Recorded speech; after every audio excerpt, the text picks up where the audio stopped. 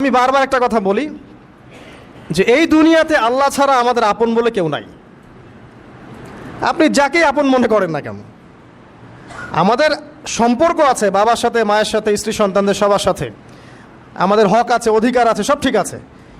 বিশ্বাস করেন আল্লাহ ছাড়া আপন বলে আপনার কেউ নাই। এই যে গার্লফ্রেন্ডকে আপন মনে হয়, এরা আপন না। স্ত্রী সন্তানদেরকে খুব আপন মনে হয়, আপনার মৃত্যুর পর 40 দিন সময় লাগবে না সব ভুলে যেতে। পিতামাতা ভাই বোন সবাইকে আপন মনে হচ্ছে। পিতামাতার স্থান বাবা মার পরে, আল্লাহ রসুলের পরে, সেটা ঠিক আছে, কিন্তু আপন আল্লাহ ছাড়া তারা নন। আপনি তাদের মনোপুতভাবে নিজে প্রতিষ্ঠিত হতে পারবেন না, তারা আপনাকে চিনবে না। বলো সারাটা জীবন তোর পিছনে এত টাকা ঢাললাম, কি করলি? কিচ্ছু করতে পারলি না।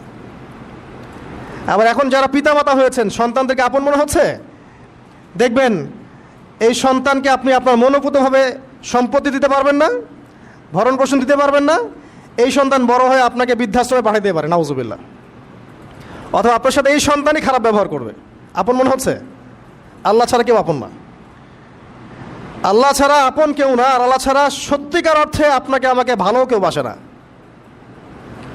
শুধু আল্লাহই আপনাকে ভালোবাসেন।